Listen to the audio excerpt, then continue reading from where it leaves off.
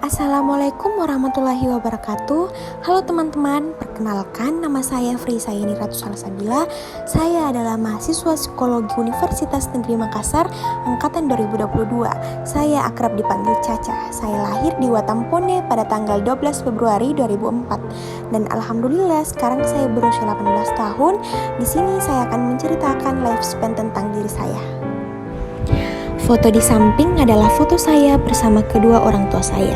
Saya lahir dari seorang ibu yang hebat, penyayang dan sangat cantik, dan dididik oleh sosok bapak yang sangat hebat juga. Dan bapak saya merupakan sosok yang sangat tegas kepada anak-anaknya. Ibu saya bernama Sri Umi dan bapak saya bernama Arifuddin Kamba. Saya merupakan anak bungsu dari 4 bersaudara. Saya juga mempunyai 3 sosok kakak yang sangat menyayangi saya dan selalu membimbing saya. Di sini saya akan menggunakan teori Piaget dalam tugas psikologi perkembangan anak. Saya Frisaini Ratu Salsabila dan inilah lifespan saya. Yang pertama ada masa prenatal. Menurut Harlock, masa prenatal dimulai sejak terjadi proses pembuahan atau konsepsi sampai anak terlahir ke dunia.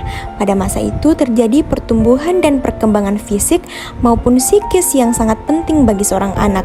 Jenis kelamin anak dan bentuk fisik telah ditentukan sejak anak berada dalam kandungan.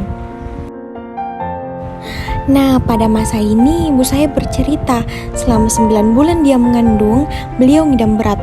Pada waktu itu, ibu saya emosinya sering tidak terkontrol. Ibu saya juga sering merasakan mual, ingin muntah dan mengalami ngidam berat. Ini selama 9 bulan. Beliau juga tidak bisa melihat cahaya yang terang-terang seperti sinar matahari dan warna yang terang seperti warna merah. Dan kata ibu saya, waktu masih dalam kandungan saya sangat aktif bergerak. Dan ibu saya juga pada masa ini suka makan ketupat dan ikan kering. Pada saat persalinan, ibu saya tidak mengalami kesulitan pada proses persalinannya.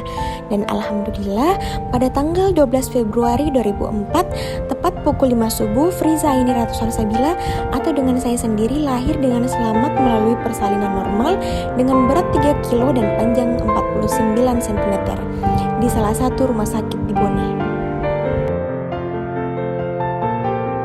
Yang kedua ada masa bayi dan toddler. Anak usia toddler merupakan anak yang berada antara rentan usia 12-36 bulan. Masa ini juga merupakan masa golden age atau masa keemasan untuk kecerdasan anak dan perkembangan anak.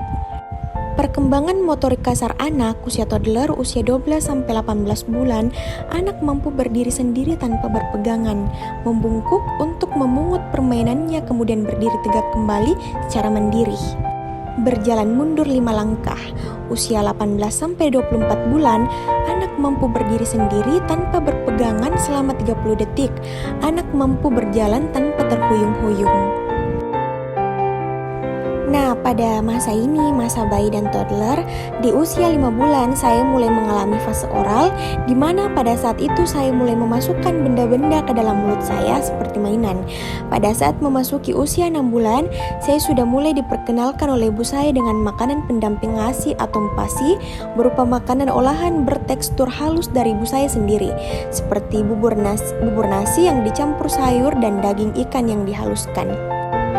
Ibu saya tidak pernah memberikan saya makanan instan seperti bubur instan yang dijual di supermarket.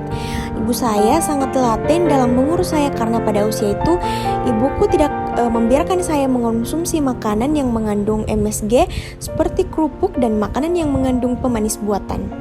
Saya pun tidak pernah diberikan bantuan susu formula. Ibu saya mengasihi saya selama 2 tahun full. Pada usia ini pun juga saya pernah dirawat di salah satu klinik selama 20 hari lamanya karena terkena penyakit muntaber. Hal ini menyebabkan berat badan saya menyusut. Dan pada usia 7 bulan, saya sudah bisa merangkak, bangun dari posisi tidur menjadi duduk secara mandiri. Memasuki usia 8 bulan, gigi pertama saya tumbuh. Menurut ibu saya, pada saat tumbuh gigi saya mengalami demam dan rewel. Pada saat memasuki usia 14 bulan, saya sudah bisa belajar berjalan. Yang Yang ketiga ada masa kanak-kanak awal. Menurut teori perkembangan kognitif Piaget, anak pada masa kanak-kanak awal berada pada tahap perkembangan praoperasional 2-7 tahun. Istilah praoperasional menunjukkan pada pengertian belum matangnya cara kerja pikiran. Nah, pada masa kanak-kanak awal, memasuki usia 4 tahun, saya mulai bersekolah di tingkat PAUD. Pada masa ini, saya mulai belajar bernyanyi, bermain bersama teman-teman saya. Dan usia memasuki 5 tahun, saya sudah mulai melanjutkan sekolah di tingkat TK. Di sini saya mulai belajar menulis, membaca, dan menghitung. Pada saat TK, saya sering mengikuti lomba menari, dan dari sinilah bakat saya mulai muncul. Ibu saya berkata kalau saya adalah anak yang keras dan susah diatur. Foto di bawah ini adalah foto saya bersama teman-teman saya, di mana pada waktu ini saya masih TK dan sering mengikuti lomba menari. Selanjutnya ada masa usia sekolah. Menurut Piaget, pada periode ini anak telah memiliki kemampuan berpikir logis, akan tetapi hanya dengan benda-benda yang bersifat konkret. Di usia ini, anak mulai menguasai keterampilan dasar sekolah seperti membaca, menulis, dan berhitung. Nah, pada masa usia sekolah ini, saat memasuki usia 7 tahun, saya melanjutkan sekolah saya di tingkat madrasah. Pada saat itu, saya pernah mendapat peringkat 2 sampai kelas 3. Dan akhirnya peringkat saya menurun dikarenakan saya terlalu fokus di non-akademik. Contohnya, saya sering mengikuti lomba di bidang kesenian seperti menari, menyanyi, dan kasidah. Pada usia ini, saya pernah mengikuti perlombaan mayoret di tingkat kabupaten, dan pada saat itu saya mendapat juara sebagai mayoret terbaik di tingkat kabupaten. Foto di samping adalah foto saya waktu menjadi mayoret dan foto saya bersama teman-teman saya ketika mengikuti lomba menari. Selanjutnya ada masa operasional formal usia 12 tahun ke atas. Tahap operasional formal adalah periode terakhir perkembangan kognitif dalam teori Piaget.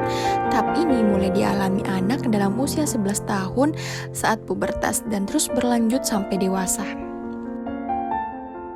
Nah, pada tahap operasional formal, pada saat saya memasuki SMP dan SMA, di fase ini saya banyak mendapatkan pelajaran yang tidak pernah saya lupa seperti mempunyai teman-teman yang sangat baik, perhatian, dan saling support dalam hal apapun. Di tahap ini saya juga mulai beranjak dewasa, saya mulai mempelajari tentang baik buruknya lingkungan, serta ketika dihadapi masalah saya dapat menyelesaikan dengan berpikir positif sebelum mengambil tindakan. Foto di samping adalah foto saya bersama teman-teman saya ketika duduk di bangku SMA.